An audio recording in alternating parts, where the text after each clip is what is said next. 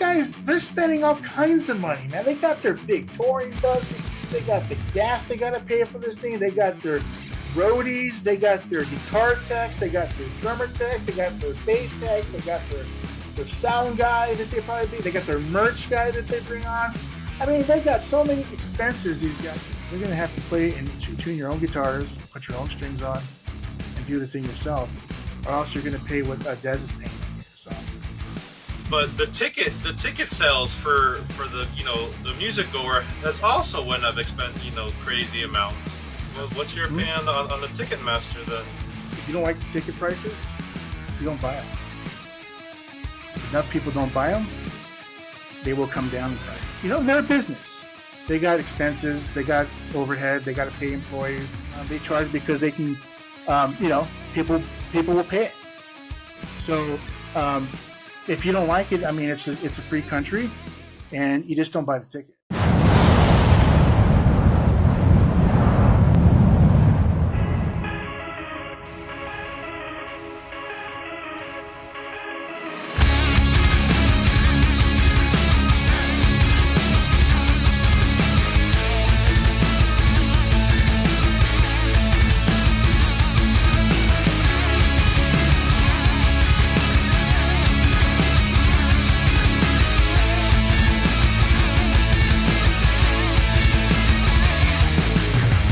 Hey guys, what's up?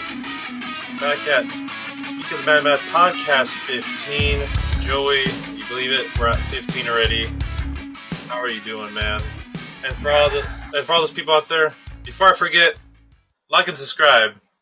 The first 30 seconds are important. Let's get this down. Like and subscribe, guys. Please follow us here on Facebook, YouTube. So, Joey, what's up? What's on your mind? Yeah, so helping, liking, and subscribe definitely helps the channel. It helps the channel grow. So really appreciate it if you can do that. How I've been doing? I've been doing fantastic. Happy to be here. This is our 15th podcast, which makes me feel really good. And it's been a good day. Actually, me and Josh were talking earlier today, and I was actually wanted to talk about, there's this kid on YouTube that I just ran into. I think he's from somewhere in Russia, all right?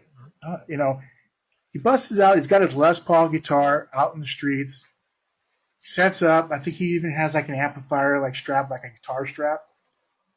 Goes out there, sets up, and he's playing As I Lay Dying lyrics and music. He's playing along with the songs. Now, when I saw this kid, I thought of a lot of things. But first thing I thought was, man, why didn't I think about this before when I was playing music? Of course, there was no YouTube back then that would allow me to do something like this.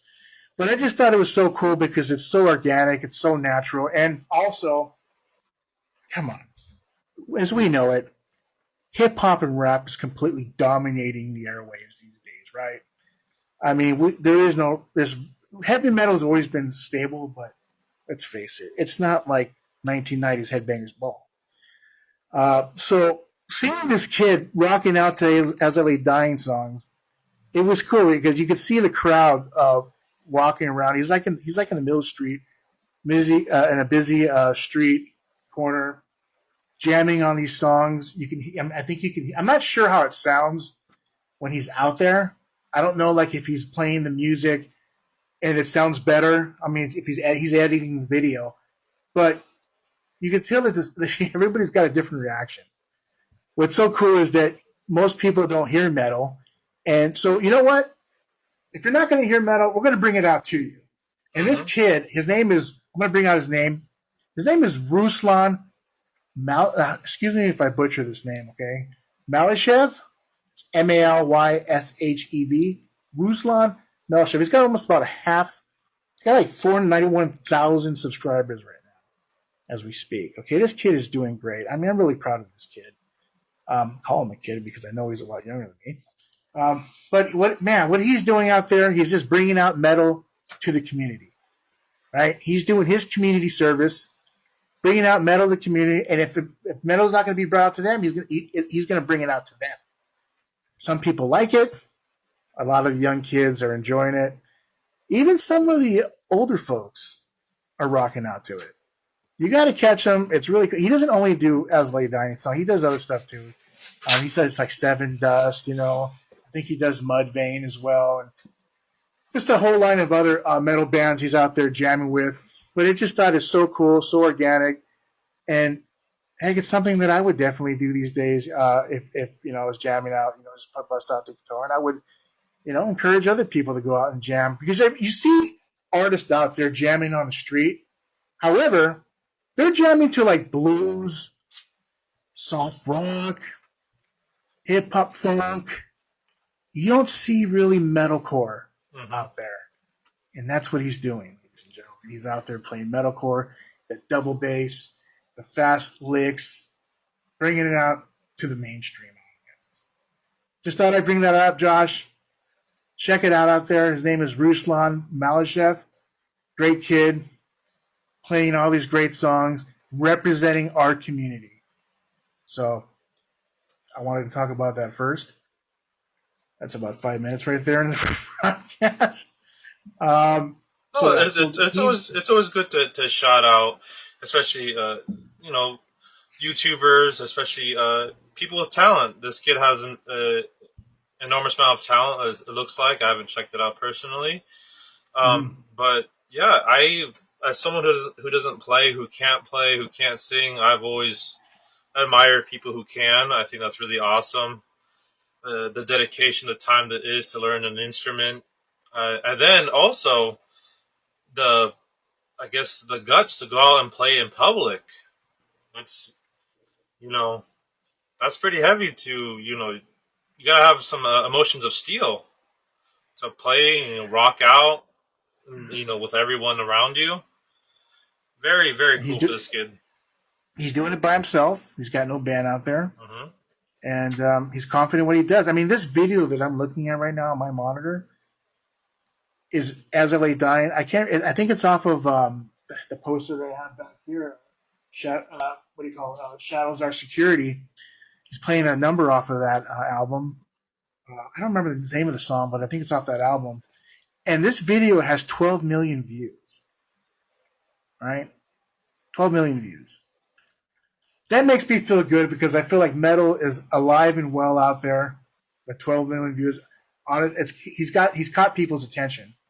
So keep it going strong, Ruslan. If you ever listen to this video, you're doing a great job at it. I really am blown away. I'm really proud of you. But other than that, moving it forward, also, I was reading an article. I think it was on, let's see. I want to give credit to Metal Injection. Geezer Butler. Now, there's an album out there that he claims he wish he would have wrote.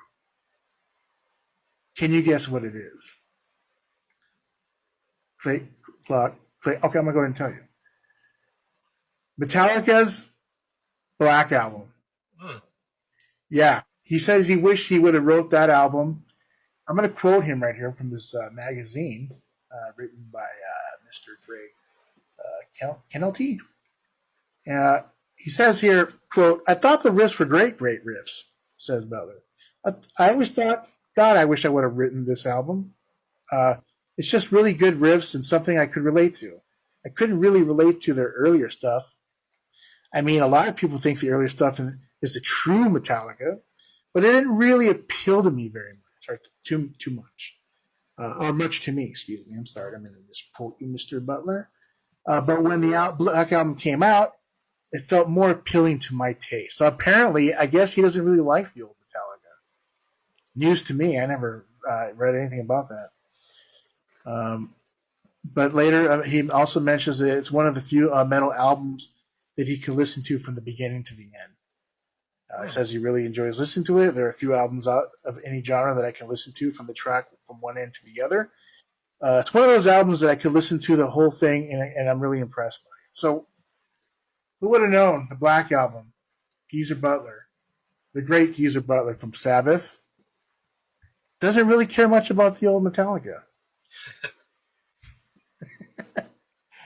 I thought I'd bring that up to you guys because I never read about anything, never heard of anything like that ever. So there's that. Also, I was talking to Josh earlier. Apparently, bands are getting really frustrated with the cost of touring these days. I was reading an article. Let me go. I got it up here. Let's see here. An article written, Dez Fafara from Cold Chamber was talking about them in the last podcast. Yes, sir. Looks like the article from blabbermouth.net. Well, he was complaining about, apparently he's not very happy with the cost of going out on tour these days. He's saying that it's just outrageous and that basically bands are coming back with not very much money in their pocket after paying for all the high expenses and inflation that's going on.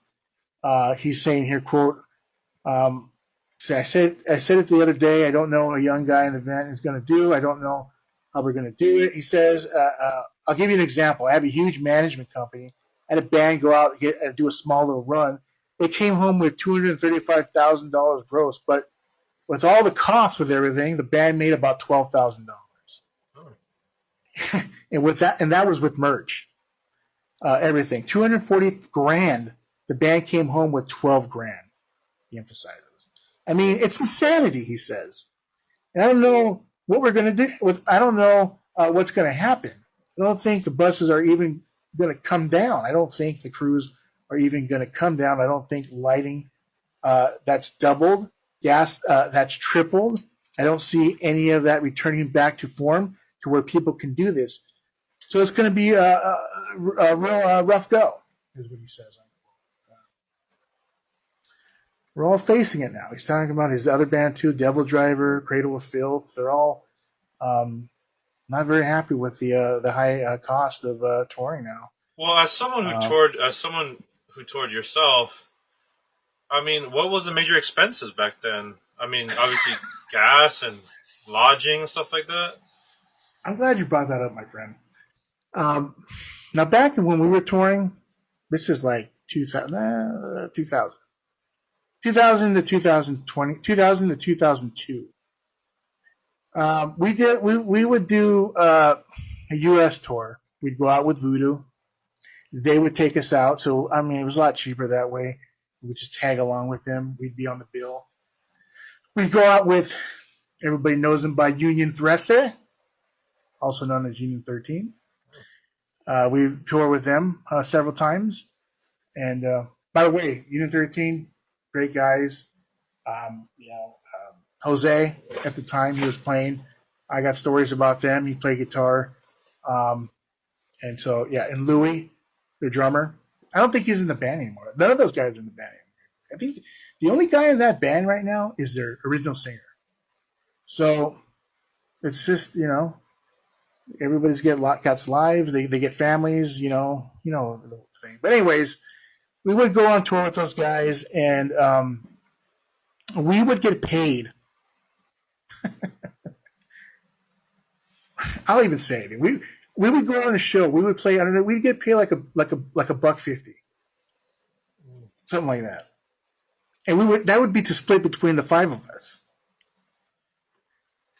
I think we would get a per diem. We would get a per diem. Like they would pay us they'd give us like $20. Here, go. They would give us. Sometimes they would have food catered when we got to the venue.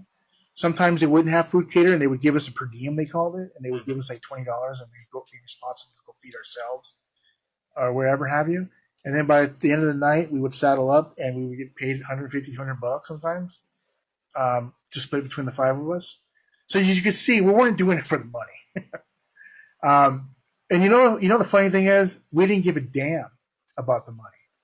We had such a great time touring that it wasn't even about that. And I don't think I've ever talked about this on this podcast, but we would go out. I mean, we were playing almost every night.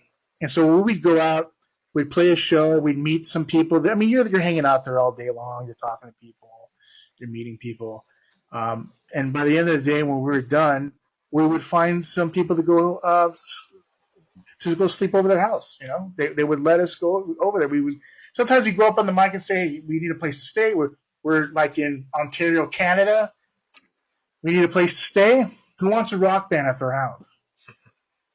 Funny thing is that most people would take us up on it. As a matter of fact, sometimes we had choices, So we would go hang out and we'd go party or whatever, hang out. I don't mean party. I don't mean like the old '80s, metal partying where we're throwing stuff out the window or anything like that. No, that's not what I mean. We would go hang out, relax, go whatever, get something to eat. Sometimes we would go into their town and hang out. Sometimes these towns were real small, and they'd have like these little one place restaurants. The whole town would hang out there, all the community, the punk rockers and all that. And we'd go there and we'd hang out there, and it was really nice. And then we'd pack up and we'd go the next day, and we would do the same thing the next day over. So we would save a lot of money, expenses, by not getting rooms. A Voodoo, however, they would always get rooms. Sometimes they would get rooms like 2 guys a room. So cost a little bit. They would spend some money doing rooms, and we would either sleep at people's homes or we would sleep in the van. Well, that was my next question. Yeah, I've heard a lot of bands you just sleep in the van. Absolutely, I would have my NyQuil. We don't drink. I didn't drink any beer or anything like that back then because you don't want to have to be going to the bathroom every 15, 20 minutes when you're in the van driving. It doesn't really go together with, at least not for us. But we would, we would get tired and then we would pull over to like a truck rest stop. Sometimes we'd go to there's a lot of travel lounges out in the Midwest. So we would go park there. We would sleep there at night, and then we would get off and get in the morning and go get some breakfast and do the same thing over again. So we saved a lot of money doing that. As a matter of fact, even as low of money that we were getting, we'd actually go out for a month. I don't know, play 25 shows or something like that. I would actually come back with money. Okay, so I mean, I'm getting like what, $40-$50 a night. I would come back with money. Then I would actually have money in my pocket when I came back. So even with that low amount, that's how it was. So it was a lot of fun. But back then it was just really different. But we didn't have the expenses. These guys, however, right? We're talking about Cold Chamber, Mudvayne. These guys, they're spending all kinds of money, man. They got their big touring buses. They got the gas they got to pay for this thing. They got their roadies. They got their guitar techs. They got their drummer techs. They got their bass techs. They got their sound guy that they probably be. They got their merch guy that they bring on. I mean, they got so many expenses, these guys. If they were to tour the way we toured back then, backside, these guys would come back with money. These guys would not be spending the amount of money that they're spending. But it costs money to be a rock star, right? Got to get the guitar. Do you really need the guitar tech? You can do without the guitar tech. Out there, do you really think you need a guitar tech? I mean, yeah, if you're making a lot of money, get the guitar tech. But if you're slumming it, you're gonna have to do stuff yourself. You're gonna have to play and tune your own guitars, put your own strings on, and do the thing yourself, or else you're gonna pay what Dez is paying over here. So, just my thoughts. Josh, take it away. Well, I was gonna say it's funny because you're right that all this stuff has changed. Stuff is getting more expensive from the gas from when you guys were doing it.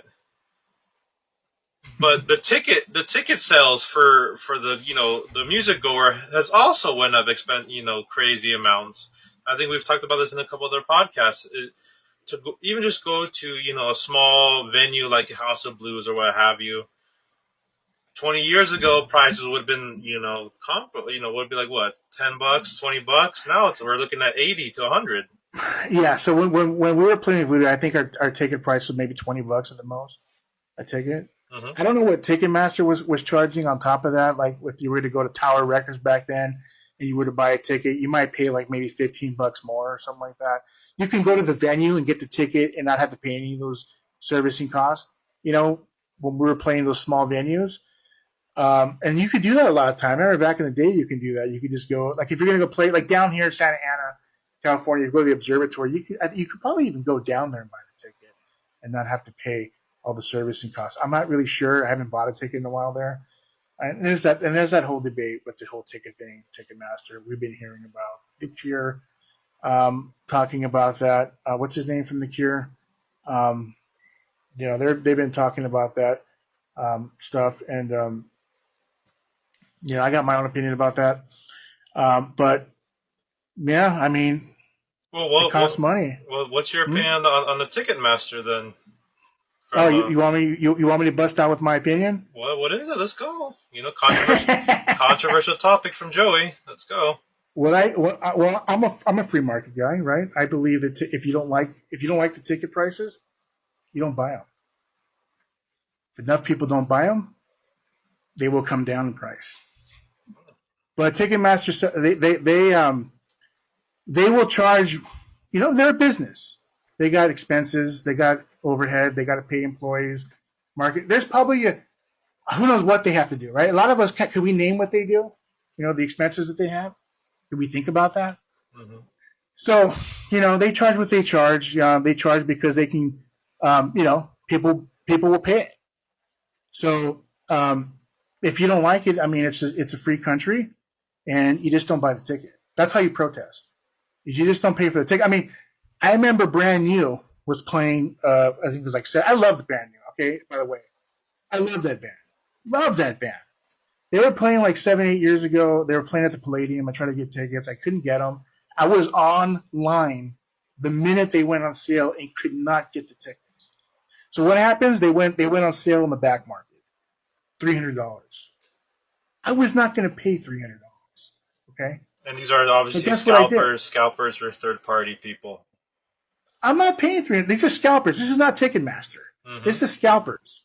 They're taking their free market approach here. They want money, and people will buy it, so they will sell it at that price. As long as people will buy it, there will be a seller selling it. So, did I go? No. I did not go see Brand New. I will go try to see them again some other time, right? But, I mean, it's funny because with Ticketmaster prices, I went to go see our alma mater, UCLA, with USC, right? I paid $200 for a ticket. $200.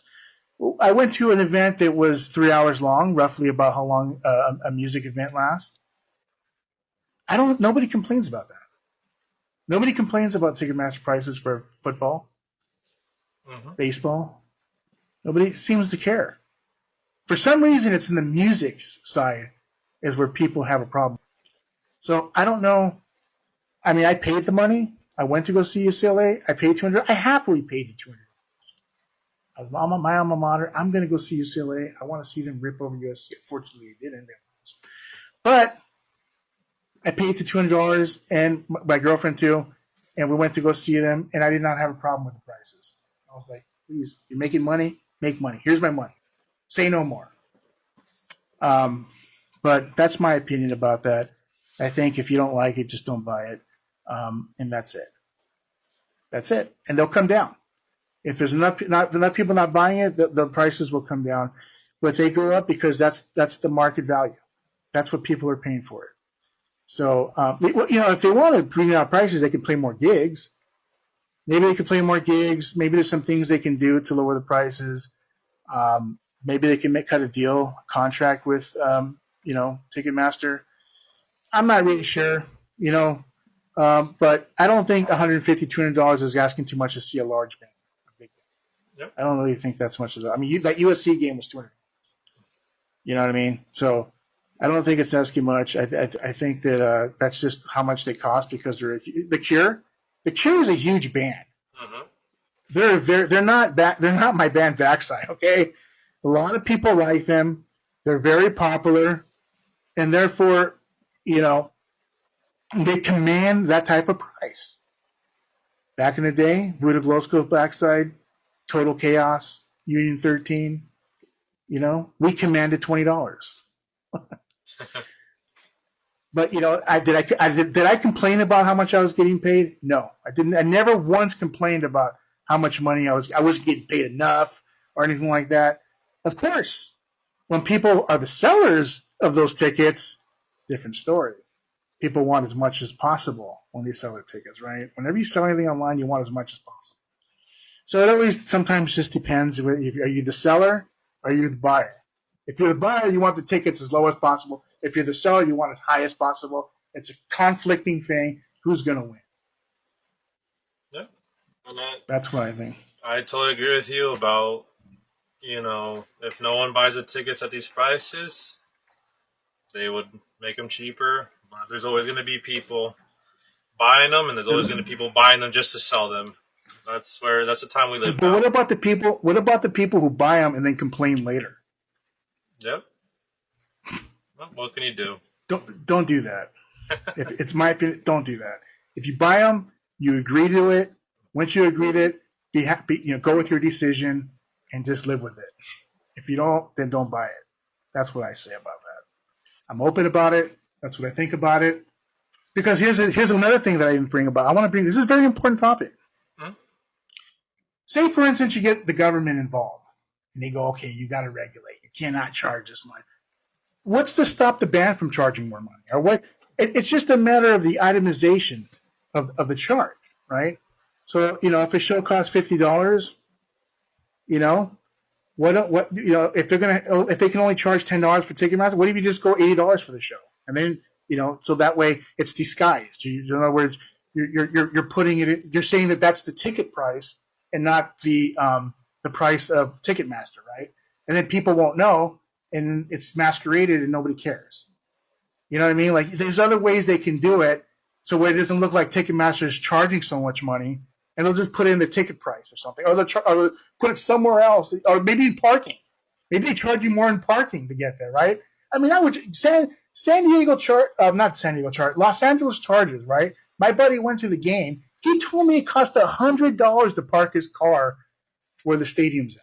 $100. I believe that. I believe it. Does anybody complain about that? I didn't hear not one thing about people complaining about the charges for the $100, about the charges for the jerseys that it cost, the merch, the food. Nobody says a word. The only thing you really hear them is they complain about the beer sizes and the prices for food. But they buy it. They do. They whine, but they buy. Mm-hmm. You know what I mean? Don't do that. Just buy it, and just if you can't do it, you can't afford it. You can't afford it. Just maybe some other time. But $100, that's just to park. So it's like they'll just if you regulate, they'll just put into something else. They'll figure They'll figure some other way to get their money. You know what I mean? Whether it's through the ticket price, whether it's through parking, or something like that. It just doesn't work. The only thing that works is not buying it. Like Josh, right? Are we pretty much mutually in agreement to that? Yeah. I mean, that's just how the economy works, and stuff gets more expensive. And unfortunately, people's pockets, may not fill up as much. And if you can't afford it, can't go. Sorry. Well, don't go. You might want to go, but controversial. Ticketmaster is free to do what they want with their prices. As long as people are willing to buy, they're going to be willing to sell. Yes, sir. It's a free country. So that's my thoughts about it.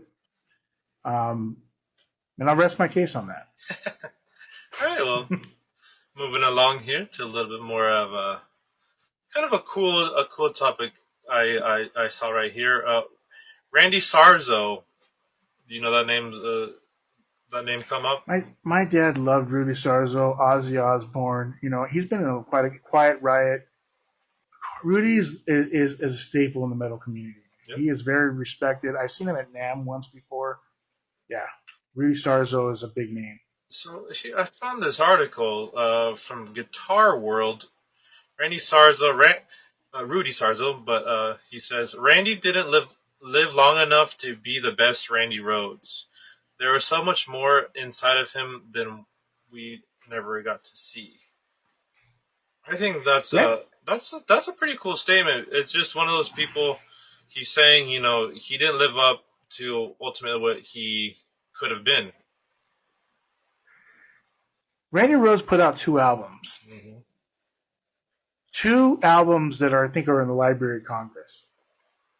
I wouldn't doubt it. Diary of the Madman and Blizzard of Oz. By the way, Josh, which one would it be? If you had to choose one, Blizzard of Oz or Diary of the Madman? I think I've always I jump back and forth, but I think I'm going to go with Blizzard. You're going to go with Blizzard? No, now you make me think. Maybe see. No. That's what you want. That's what you came up. No, dude, you can't go wrong. You cannot go wrong. No, I no. So only, yes, I just think when I think of Blizzard, I remember why they called it that, and it just makes me chuckle because of the Blizzard yeah, of the party drug that was the '80s. It makes me laugh. I mean, what a great album! Those are great albums. Yeah, Randy Rhoads. Now with that statement, when I listen to it, I'm gonna be thinking, wow, he's right. Right, Rudy's right about we didn't even get to hear. We just got a touch of what Randy Rhoads could have done. He could have done a lot more. yeah. I think he was even. Yeah, I mean, it breaks my heart to hear about that because I mean, 2 albums, and who knows what? Who knows? Well, honestly, Josh, I don't know. He was a classical guitar player. Yep. He didn't want to continue with Ozzy Osbourne. As a matter of fact, I think he would have eventually. I think maybe he would have done one more album, maybe, and then he wanted to go to his classical work. I So we believe might it. not even we might have not even been able to see other metal albums from Randy Rhoads. He might have just went off because he really liked classical music a lot. Hey, That was his passion. one more would have been one more we could have got. And It's always another that one more. well, and I was like another name that brings up too is Cliff Burton. Always a good die young. I I mean, mean, it's my friend in high school. We were in a screen printing class where you get to print your own shirts, and he made 2 shirts that I really liked. One was it was something like shoot your TV and read comics, but the other one was Cliff Burton for president, and it always made me laugh. well, they got Cliff Burton action figures now, right? Have you seen those? I don't doubt it. Yeah, There's many little figurines for all the metalheads out there. yeah. Well, I've never seen that before, but I'm glad that he's finally getting that type of attention because he lived in an era where you didn't have all the social media, so there's not. He didn't get the promotion that he would have gotten today, right? Everything that you see of him is on a potato camera. It's really bad quality, and that there's not very good quality Cliff Burton stuff out there. There's not very many interviews of him. But we're talking about Randy Rhoads. I mean, even Randy Rhoads passed away even earlier than him. There's even less, footage of him talking Mm-hmm. in him. So, I'm sure there's some probably even out there that have never even been published online. But it's very rare to hear an interview from him. Being such a big person that he is, and I don't know what to say about Randy. Randy is one of a kind. I mean, he's just as respected, if not more, than Dimebag Darrell. When I think about respected bands, I mean, he's right there with Dimebag. No, I've never heard anybody say a bad word about Randy Rhoads. He's just he goes down in metal history as being a goddess of heavy metal, and I love every single song off of Dire Madmen and Blizzard of Oz. There's not a song, and that's what I grew up on. My dad gave me a healthy diet of Dire Madman and Blizzard of Oz when I was like 5, 6 years old. That's what I came up about. So that's what I was raised on. So who knows what he would have done? I don't think he would have stayed in metal though. I don't think he might have done one more album. Maybe not. Maybe not even. So, but it's a shame. It's really a shame. And you know what? Metallica. I think even Bob Rock said this. They've never really going to find a replacement for Cliff Burton. Robert Trujillo. I don't know if you guys heard me from the last podcast. I'm not really a fan of Robert. I like his playing. I like Infectious Grooves. Mm-hmm. Suicidal. I don't really like him much of what he did with the whole Ozzy those tracks back in the day. Him and I think it was Mike Borden, the other guy, the suspect number 2. So but I think they're like a 3-piece band. I think Bob Rocky. I remember him even saying that. They're always going to be like a 3-piece band because really their bass player has passed. And so. Yeah, I mean, if you guys like Robert Trujillo, I don't know what to say, but I think he'd be better suited playing funk music. There you go. Another controversial topic from Joey. Yeah. So, if this is your first time joining us, we thank you. This is Speak of the Madman podcast. I think I forgot to introduce myself, but I'm Joshua, and that's Joey. A little backstory. We started this podcast like a year ago now, and we've been trying to upload here more on both YouTube and Facebook. So please, if you can, give us a like, subscribe, comment. Joey's been really good at commenting just about every question that comes in. But yeah, on that point, thank you for everyone. You may not agree with what I have to say, but I'll tell you one thing: I'm always honest. I'm going to give it to you my honest, straight. Even if it takes a little bit of courage, I'm going to tell it to you straight. You threw the Ticketmaster thing at me. Wasn't something that I was going to bring up, but I gave it to you the way I feel about it. So if the one thing, I'm going to give it to you straight. I'm going to give you what I believe. I'm going to stand behind it, and I ain't going to take it back. So that's how I feel about it. So anyhow, go ahead. No, I was just gonna say that lately the last few episodes I've been giving a recommendation for a song or at least a band, and this week I was remembered of a band, or it's more like a song that I really enjoyed listening to when I work out, because that's when I get all my good music in. And I'm not sure if anyone's heard of this. It's like I don't know how to describe it, but it's from a band called not good with this, but it's Mad Desire is the song. There he goes. Auto zoom and focus. I see it. So go give him a shout out and give him a listen to.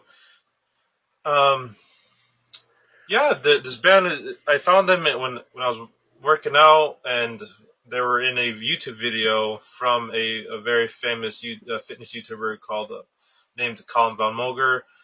If anyone knows that song, they know him because he made a good music video with it. So shout out to that. And I'm like, that's a really great song to listen to while you're working out, or just want to go a little crazy. Yeah, Josh, thank you for bringing that up because I never heard of them either. I mean, I always like new music. I listened to 10 Scoops the last time he asked me about them. Josh, I always listen to stuff that you throw out to me. You know what I mean? Never mind. I listen to your stuff, man. And I was like, you know what? They kind of like, I remember them being just kind of like, were they growling? I think it was. The singer was like kind of growlish. That's why that's why I don't know how to categorize them. I don't know. I was kind of caught. I didn't really know what to think of them. But I did listen to them. And then I think I listened to quite a other. What's it? Oh, I remember you suggested.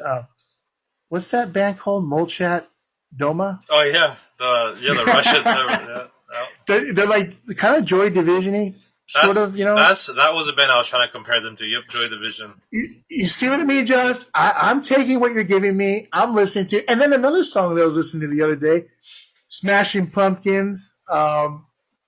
The Machina, I think it was a Machina something album. Yeah. Mm-hmm. The Machina something. Forgive me if I got that wrong, but is it the Machina the Machina or something like that? You suggested that song. It wasn't even the album. Mm-hmm. It was the song that you suggested to me. So I listened to it on the freeway on the way to work. I liked it. But it made me think, like, you know what? Is Billy Corgan? He's really past his best work? You know what I mean? I liked it, but I'm just I can't get away from Siamese Dream. I just think that work that he did spoiled us, and my expectations of him are so high that I don't know. It's just I'm looking for the Siamese Dream magic that they put out that year. You know what I mean? And I don't know. Were you What were you, album were you talking comes about close? the Everlasting Gaze? The song Yes. that yeah. Yeah.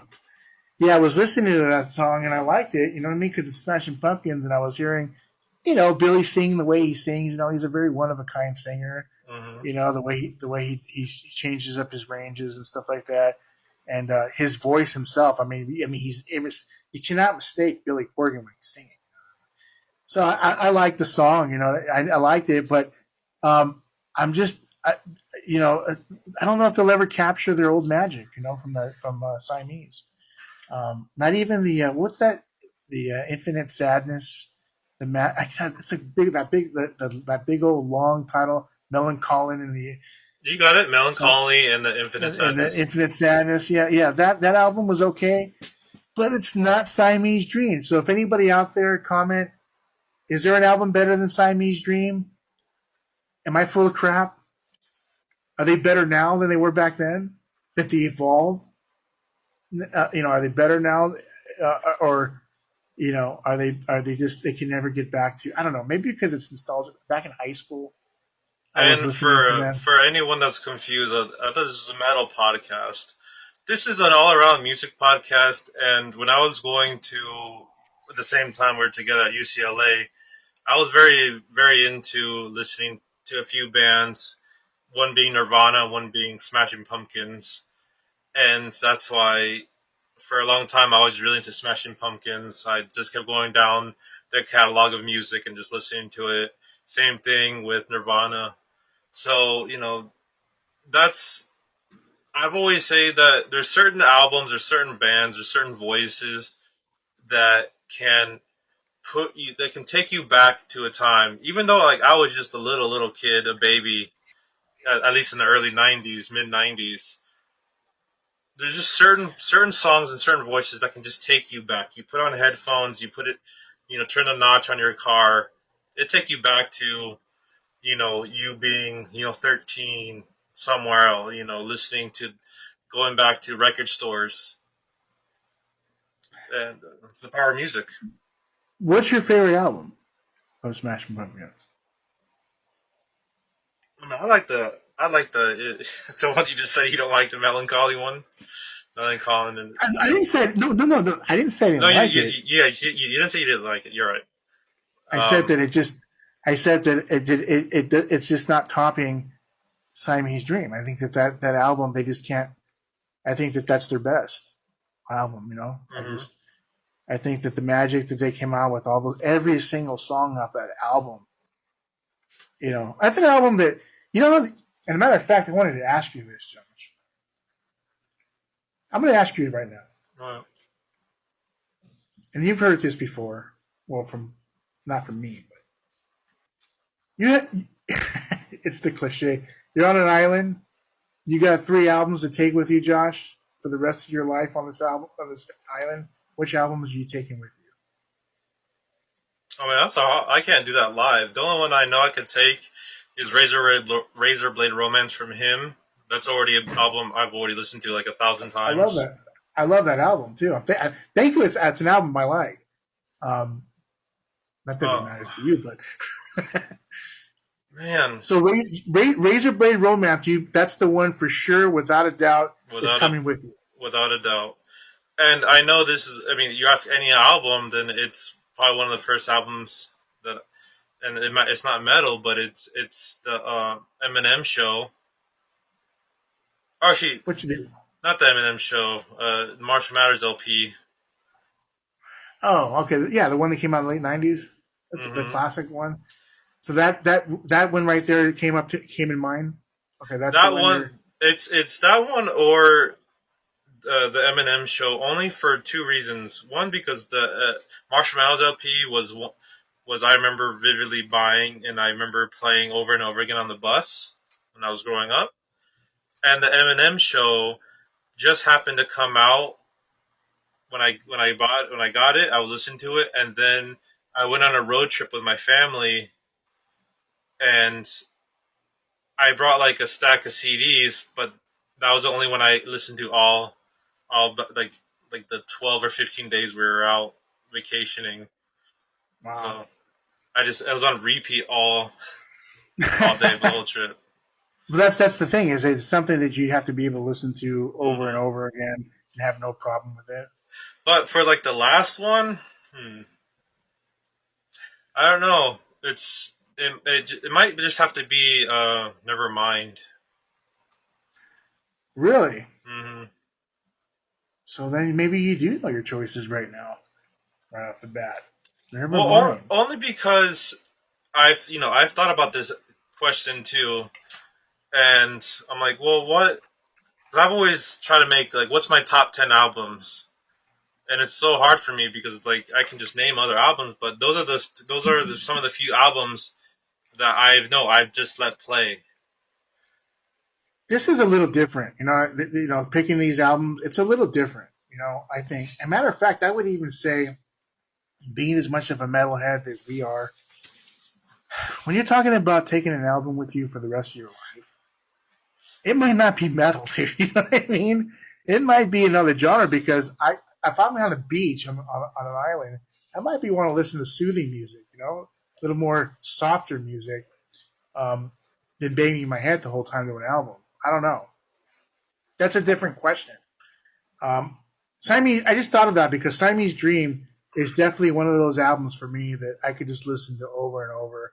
It brings me back to a time Mm-hmm. that I really liked a lot. But, especially if it reminds you of your childhood. It was a good childhood that you had. That's definitely one of the albums for me.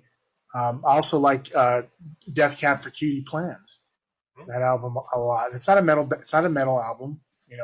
I like. I think they're from Washington, Seattle. Death Cab for Cutie. I mean, that's the type of music you could put on. Let's say you're driving home from a far place, wherever you're at. You got to go a couple hundred miles. It's nighttime. Those records are I love putting that record on like at night when you want to just relax.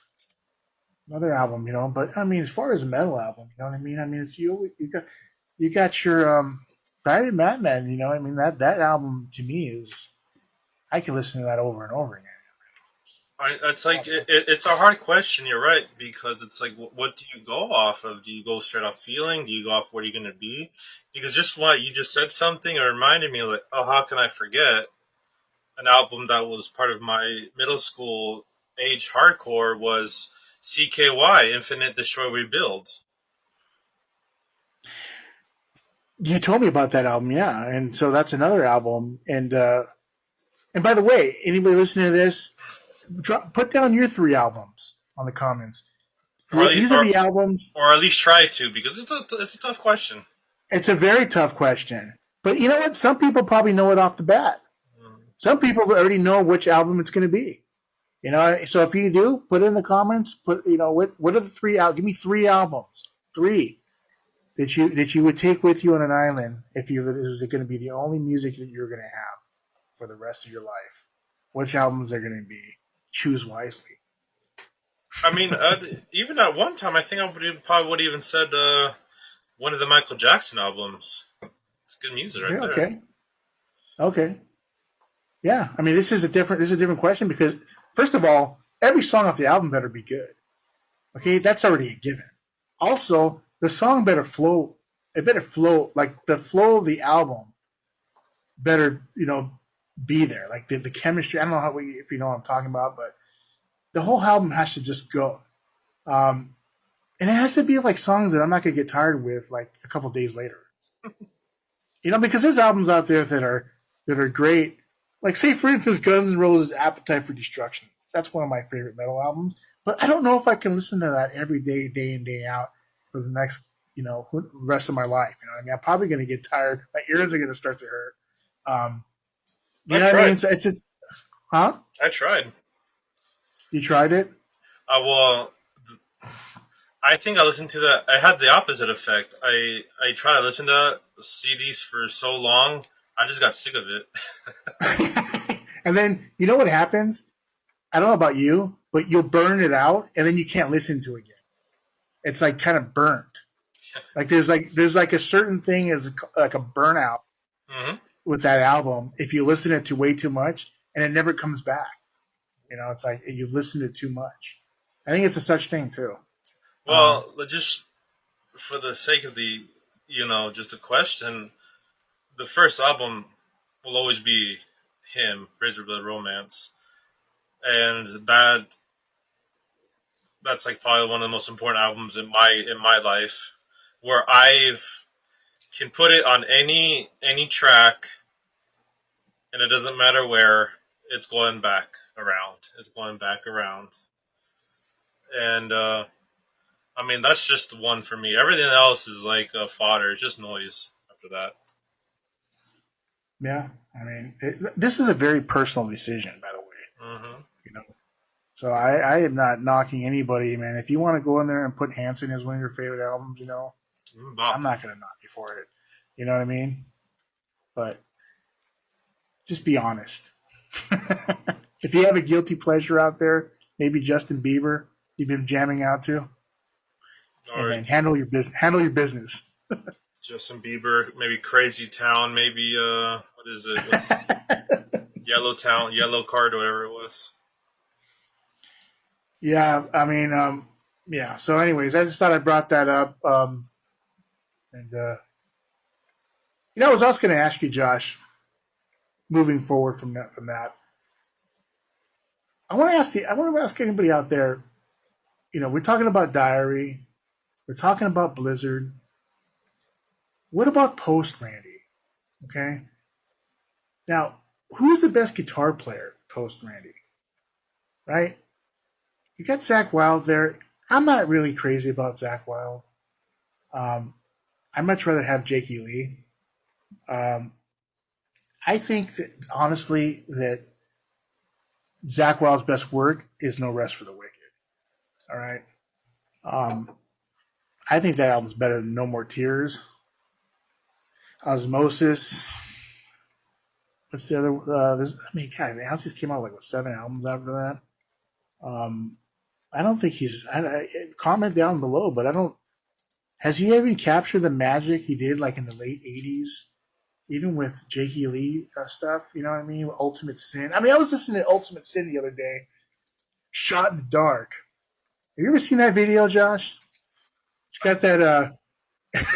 It's got like this girl going in the girls' night out. You know what I mean? They're going into the car, like cruising down Hollywood, and she's like got her eyes glowing like with these red eyes. You know, like she's possessed or something like that. Does anybody know that song "Shot in the Dark"? That video they used to always play it on Headbangers Ball back in the day, 1990. Ricky Rackman. I remember.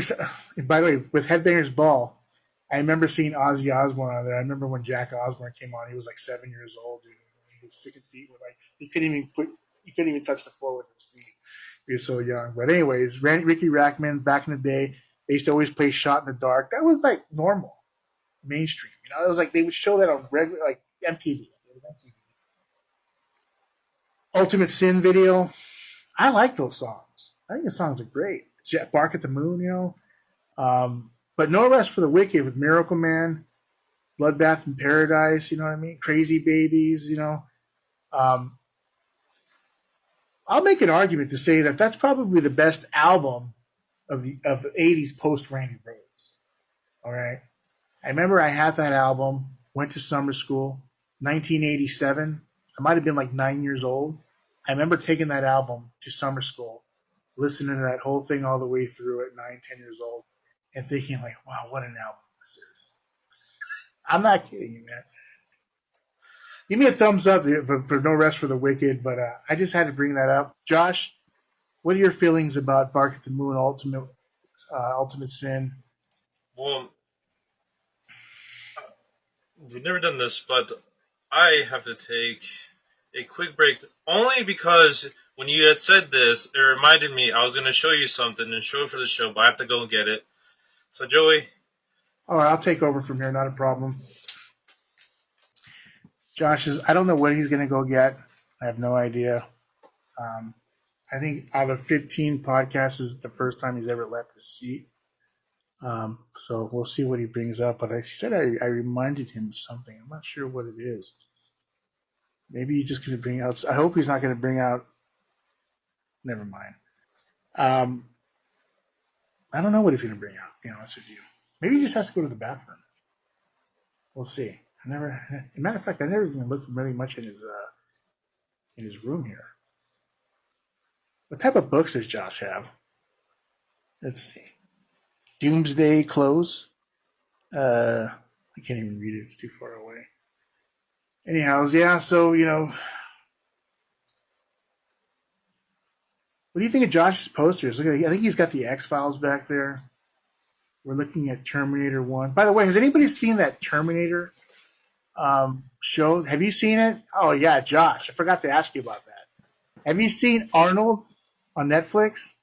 Oh, not the documentary, no, but I saw his new show that he came out with it. Dude, you got to see Arnold. And let me tell you something, man. Arnold, he is an inspiration. He is a massive inspiration. This guy, he said one thing that really stuck out to me that was really profound. He said, I don't want to be ordinary. I never wanted to be ordinary. And I just thought, like, wow, that is inspirational. It pushes me to do things, do this channel, do this podcast. Arnold, one of my top heroes. I'll tell you that right now. Behind, him and Sylvester Stallone, they've been always competing with each other neck to neck. Matter of fact, it was good that they were both there because they were putting out movies back to back. Back in the day when action used to be big, those action movies, they were putting out Commando, you know what I mean, Cobra, and stuff like that, back and forth. And I think it was good for them. Rambo, of course. All right. Go ahead, Josh. Well, you brought up Ultimate Sin. It reminded me that I'm not sure how you feel about kind of, I don't know what you call it, like tribute shirts or like, I don't know what to call it, but this might look familiar.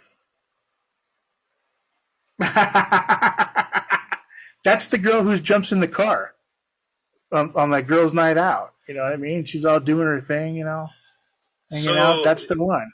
So this is it's from Dark. This is from Dark Sports, and it's a workout clothing company or lifestyle gym style company, and I've been wearing them. Is this what they're another they have right here, and I saw this drop that they did, and when I saw this shirt, I knew I had to get it because it's obviously a kind of, I'm not sure if you would call it a tribute but you know what it is. It's the Ultimate Sin style tribute. So I just thought that's cool, man. You've never showed me that before, but that is no, I just got it. I just got it like 2 or 3 weeks ago. So it's kind of cool.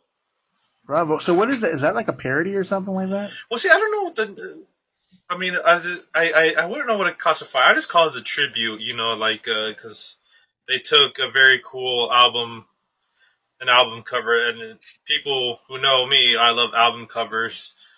Ultimate Sin has that girl, and it has like a weird Ozzy dragon demon thing. So it's very cool.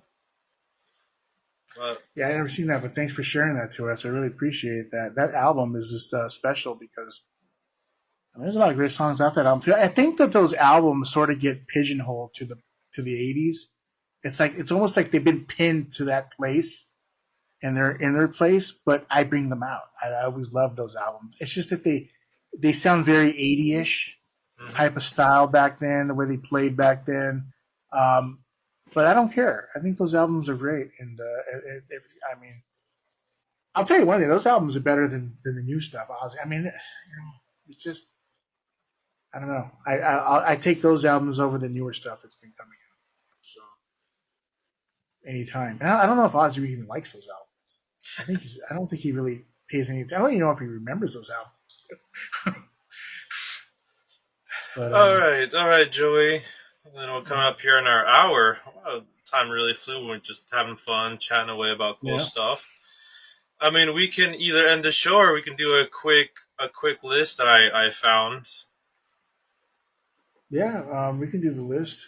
All right, well, it's just 10. It's like I said, these are just kind of getting weirder now that I'm finding. But it says top 10, and it's kind of going back what we talked about, how metal is not as popular as hip hop and rap. So I was able to find top 10 metal/rap fusion songs.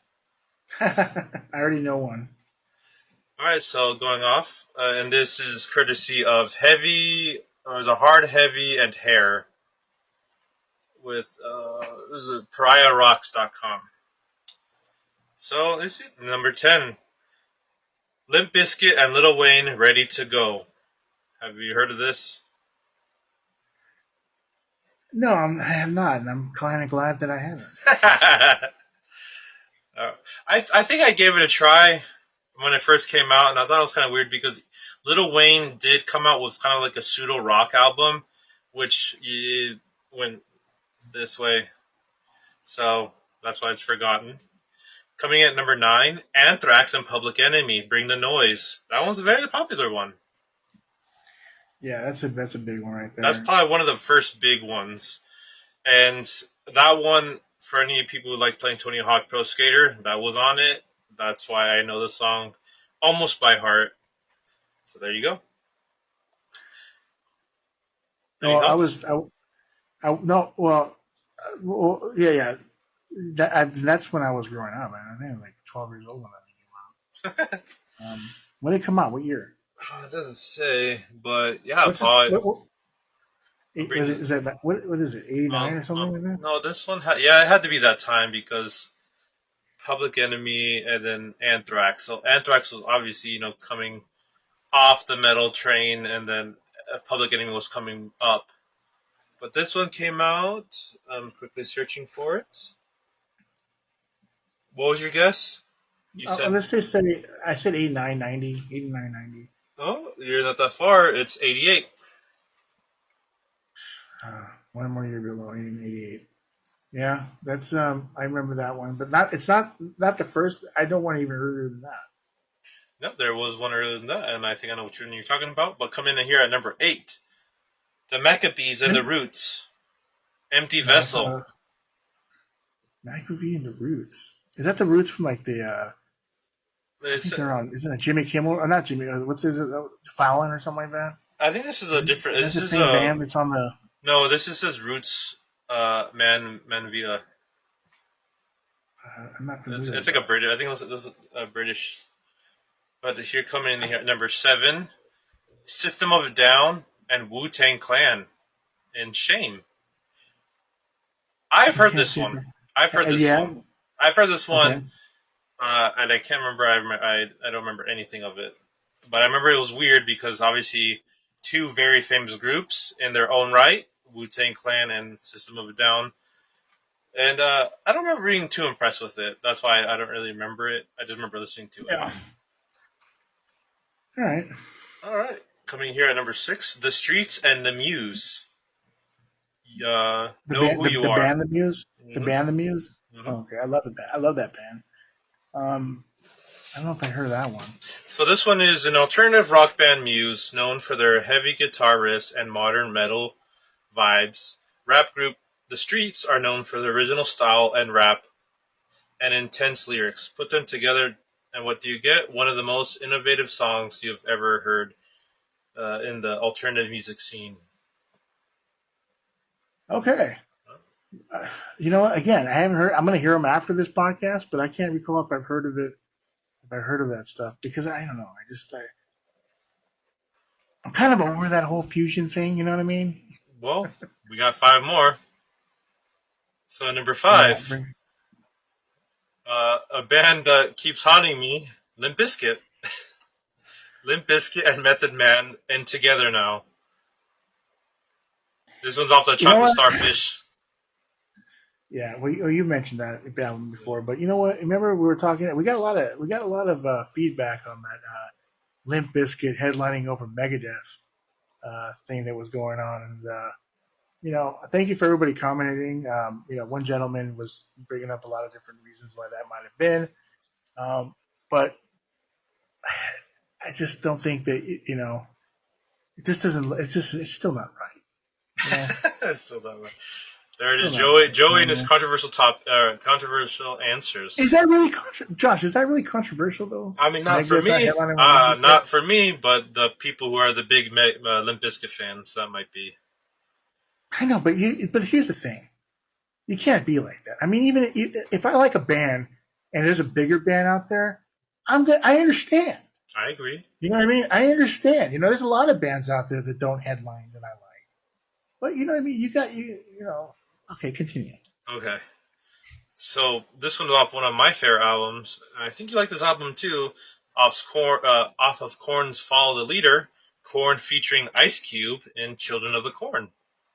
Oh, okay, yeah. I think I heard of that one. Yeah, Yeah, that it's one been a is very while, but that one is a very weird one in the fact that when I was listening to the album when I was a little kid listening to it, and then I heard my brother's favorite artist, Ice Cube, I was very taken aback. I'm like, whoa, this is weird.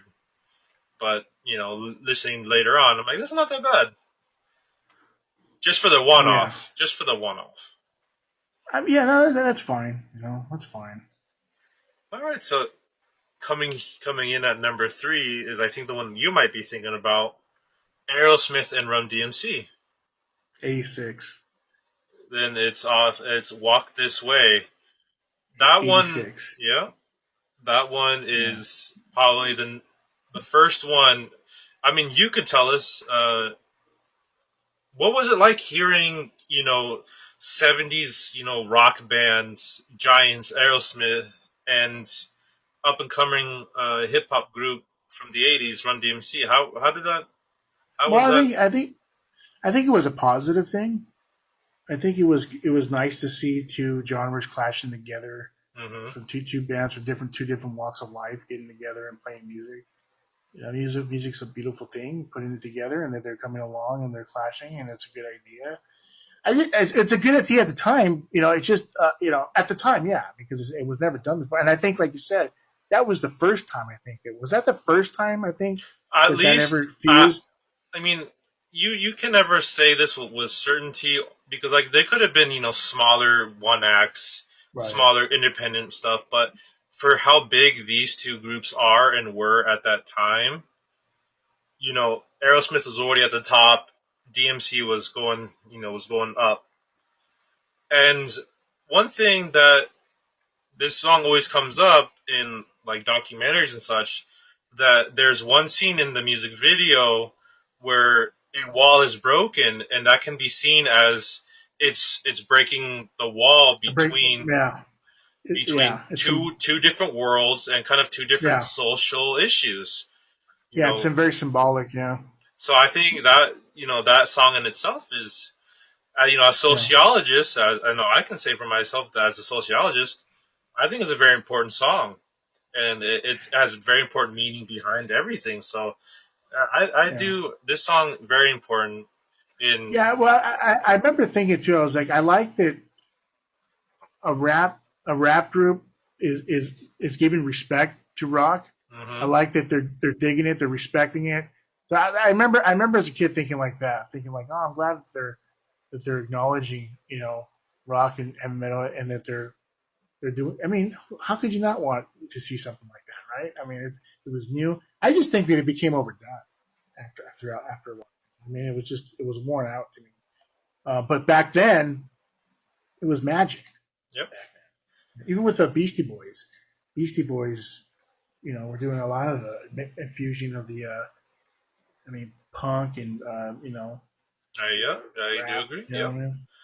Well, So here let's finish here off the list with number 2, Jay-Z and Linkin Park, Numb/Encore.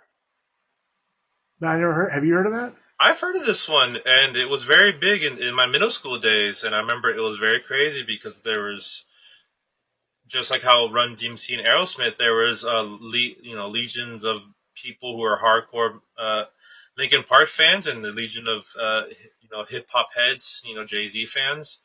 So it was kind of cool hearing it. At least this song for my generation was the Aerosmith Run DMC, because it was bringing two worlds together. So it was kind of cool for the early 2000s era. But coming in at number 1 is Rage Against the Machine and Cypress Hill. How Could I Just Kill a Man? Oh yeah, I remember that song. Yeah, yeah. So, quick description of How Could I Just Kill a Man was Cypress Hill's first major hit and been featured with a number of movies. I can confirm that. Or TV shows and computer games. It's funny. But it's like the song later covered by Rage, who later turned the song into even more of an aggressive and thrashier version of itself. I mean, there's no denying, Rage Against the Machine. I mean, their music is just phenomenal. You know what I mean? The writing is just phenomenal. The guitar playing and their bass. So yeah, I mean, I don't think I've heard of the Rage Against the Machine version. I wouldn't mind hearing it. But I remember it reminded me because Be Real. I remember he really seems like a pretty smart guy. He said he was listening to a lot of music back then, and he said he had to be different. Mm-hmm. He had to be different, so that's why he's got that nasally type of sound when he sings or whatever. He wanted to be different. He wanted to sound different, so he came up with that type of sound. And hey, there you go. Now we're sitting here talking about him. So that's how well he did.